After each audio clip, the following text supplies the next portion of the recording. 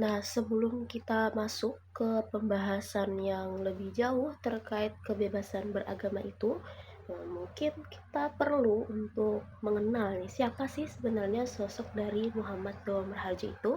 Nah, maka sebelum itu, mari kita berkenalan dengan Muhammad Dawam Raharjo. Muhammad Dawam Raharjo atau seringkali kita sebut sebagai Dawam Raharjo merupakan salah satu tokoh cendekiawan muslim Indonesia yang berasal dari Solo. Nah, beliau itu tidak hanya dikenal sebagai seorang cendekiawan, tapi beliau itu juga seringkali disebut sebagai seorang ekonom dan pluralis sejati. Berkat dari kontribusi beliau yang begitu signifikan dalam bidang ekonomi, dan juga beliau tidak kenal takut untuk mengkritik pemerintahan. Nah, bahkan beliau itu juga seringkali membela kelompok minoritas, sehingga berkat hal tersebut citra beliau dalam beberapa kelompok dan juga kalangan tertentu itu begitu dijunjung tinggi. Nah, dibalik dari latar belakang beliau yang seperti itu, ternyata beliau juga ikut andil dalam dunia penafsiran. Nah, ayat-ayat terkait penafsiran Al-Quran tersebut beliau tuangkan di dalam buku yang berjudul Ensiklopedia Al-Quran, di mana penafsiran beliau ini tidak hanya memberikan warna baru dalam dunia penafsiran Al-Quran, tapi beliau juga memberikan kontribusi yang begitu signifikan dalam mengatasi permasalahan sosial. Nah, karena tadi telah disebutkan gitu ya, bahwasanya Muhammad Dawam Raharjo ini memberikan warna baru yang begitu berbeda di dunia penafsiran. Mungkin kita juga harus tahu bagaimana sih pandangan Muhammad Dawam Raharjo tentang tafsir dan juga penafsiran.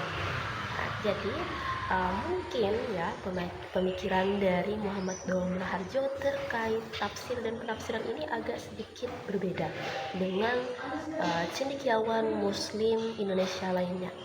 Salah satu pemikiran beliau yang sangat menonjol terkait tafsir dan penafsiran itu yakni ialah penekanan bahwasanya semua orang itu bisa menafsirkan Al-Quran. Jadi setiap orang itu tidak mesti harus memahami ilmu nahu dan ilmu bahasa Arab penunjang lainnya secara mendalam.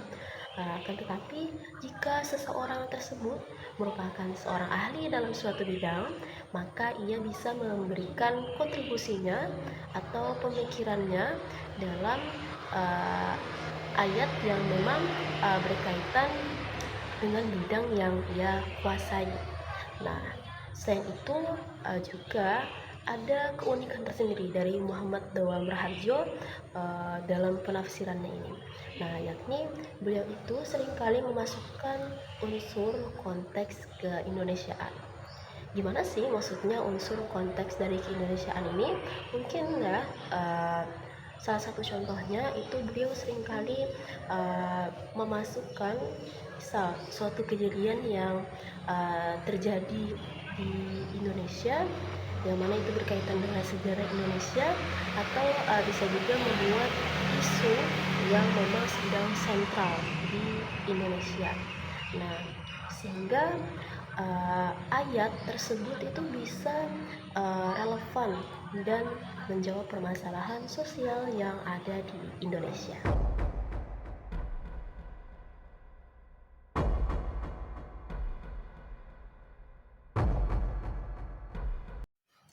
Terkait pemikiran beliau mengenai kebebasan beragama ini pada awalnya dipicu dari adanya Fatwa MUI hasil Musyawarah Nasional keempat di tahun 2005 yang mendekretkan pengharaman sebagai umat muslim yang ada di Indonesia untuk tidak mengikuti paham sekularisme, liberalisme, dan pluralisme, yang mana sebetulnya hal ini maksudnya tidak sesuai dengan apa yang diyakini oleh Muhammad Dawam Raharjo. Nah, terus pemikiran beliau terkait hal ini itu beliau sampaikan dan beliau tuangkan dalam sebuah esai yang berjudul Kala MUI Mengharapkan Pluralisme, yang juga terbit pada koran Tempo di tahun yang sama.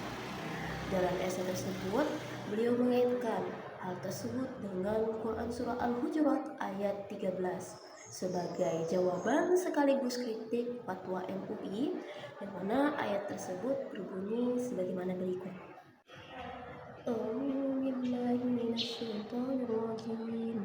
Bismillahirrahmanirrahim. Ya ayyuhan nasu inna khalaqnakum min dzakarin wa untha wa ja'alnakum syu'uban wa qabaila lita'arafu. Inna akramakum 'indallahi atqakum. Innallaha 'alimun khabir. Adapun penafsiran beliau terhadap Quran Surah Al-Hujurat ayat 13 itu kemungkinan berbunyi seperti ini. Tuhan mengemukakan mengenai masyarakat yang plural dan perlunya melakukan saling menghargai, saling memahami kelompok-kelompok yang berbeda yang dinamai dengan ta'aruf. Nah, menurut beliau, kebanyakan para mufassir ketika menafsirkan ayat ini itu tidak begitu menekankan konsep ta'aruf, yang mana padahal di dalam ayat ini kata li ta'arufu itu bukan hanya sekedar menyeru untuk mengenal adanya perbedaan. Nah, akan tetapi di sini Allah Subhanahu wa taala itu menekankan kita sebagai manusia itu harus benar-benar memahami dan menghargai adanya perbedaan tersebut. Bukan hanya sekedar mengenal saja, tapi kita juga harus memahami dan menghargai. Nah, terus kenapa sih kita harus benar-benar memahami konsep ta'aruf? Nah, menurut Tuan Raharjo, seandainya kita tidak memahami konsep ta'aruf, maka kemungkinan besar adanya tidak saling menghargai perbedaan, padahal kita hidup di Indonesia yang notabene berdampingan dengan keanekaragaman dan perbedaan, yang menunjukkan bahwasanya kita itu sebenarnya adalah masyarakat yang plural. Bahkan keanekaragaman ini juga menjadi tolak ukur atau dijadikan sebagai acuan dalam membuat tatanan kehidupan bermasyarakat Indonesia yang dituangkan dalam bentuk Pancasila dan Undang-Undang Dasar. Artinya, jika pengharaman tersebut dilakukan, maka sama saja dengan mencederai Pancasila dan Undang-Undang Dasar 1945. Nah, dalam hal ini beliau juga mengutip pandangan Buya Hamka terkait penafsiran beliau pada Quran Surah Al-Baqarah ayat 256 di bagian la ikraha fid din. Nah, atau yang artinya itu tidak ada paksaan dalam beragama. Hal ini menunjukkan bahwasanya setiap individu itu diberikan kebebasan untuk memilih agama mereka sendiri. Meninjau penafsiran dari Buya Hamka terhadap Quran Surah Al-Baqarah ayat 256 tadi, beliau, yakni Muhammad Tuan Raharjo, mengatakan bahwasanya Al-Quran itu sebetulnya sudah menerangkan dengan jelas gitu, bagaimana kita sebagai manusia diberikan kebebasan untuk memilih keyakinan atau agama yang mau kita anut. Bahkan di sini beliau mengatakan bahwasanya tiap manusia itu harus memiliki kebebasan untuk memilih atau menentukan sendiri keyakinannya tanpa paksaan ataupun tekanan dari pihak luar. Selain dari memaparkan dua ayat yang telah disebutkan tadi, di sini beliau juga menambahkan argumentasi logis dengan memberikan bayangan atau gambaran jikalau ketiga komponen tadi benar-benar dihilangkan. Nah, yakni pemaparan pertama itu ialah ketika pluralisme tadi benar-benar dihilangkan, yang mana kita tahu sendiri bahwasanya pluralisme itu kan sangat berpatokan pada sifat keberagaman. Nah, jikalau pluralisme tadi dihilangkan, maka kita sebagai seorang individu nantinya tidak akan diberikan kesempatan untuk memilih, entah itu keyakinan atau hal apapun yang berkaitan dengan hak asasi manusia.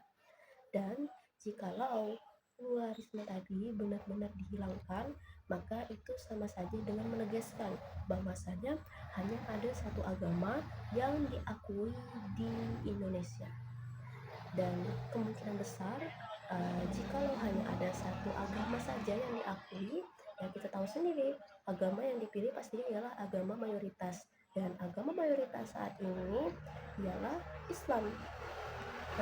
Akan tetapi walaupun seandainya Islam yang dipilih, hal itu juga bakal memicu adanya perdebatan baru. Mengapa? Kenapa begitu ya?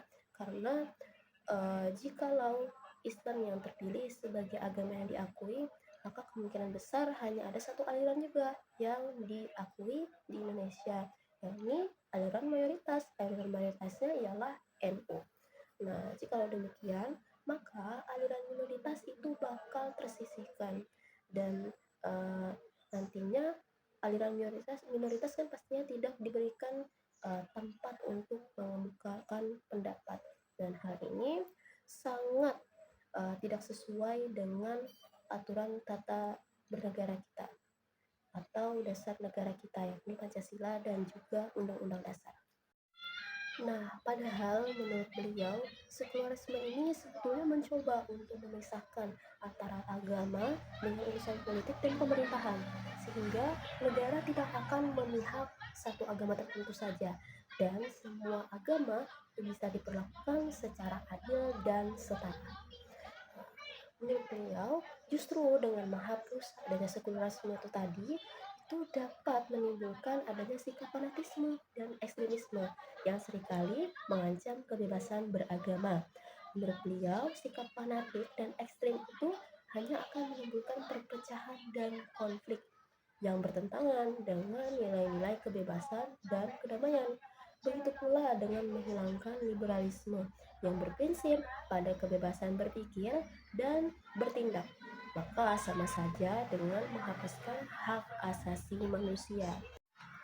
Padahal hal seharusnya yang kita lakukan ialah bagaimana cara kita itu mengatasi sikap fanatisme dan ekstremisme dalam beragama, bukan malah menghilangkan poin penting yang bisa merusak tatanan bernegara yang sudah diatur dalam undang-undang dan Pancasila.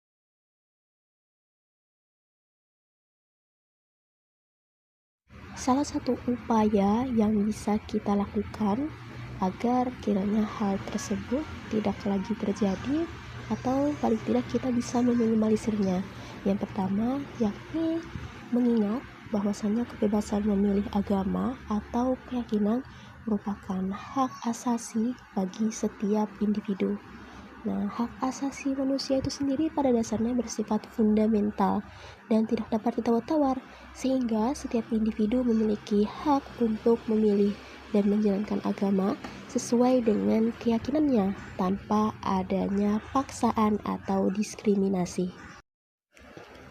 Lalu, hal kedua yang perlu kita ingat ialah mengingat betapa pentingnya membangun masyarakat inklusif, yang mana dalam membangun masyarakat inklusif ini kita dapat melakukan beberapa upaya, diantaranya yakni melakukan dialog antar agama untuk membangun rasa saling mengerti dan menghormati perbedaan.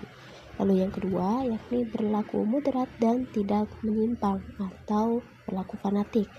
Lalu untuk upaya ketiga yakni mencegah diskriminasi dengan membangun tatanan hukum yang dapat melindungi kaum minoritas. Artinya untuk membangun masyarakat inklusif itu sendiri bukan hanya dari masyarakatnya saja yang berjuang, akan tetapi dari tatanan pemerintahan dan juga bagian pemimpin itu harus siap juga untuk menyediakan fasilitas dan ikut serta juga bergerak dalam membangun masyarakat inklusif itu sendiri. Sekian, terima kasih.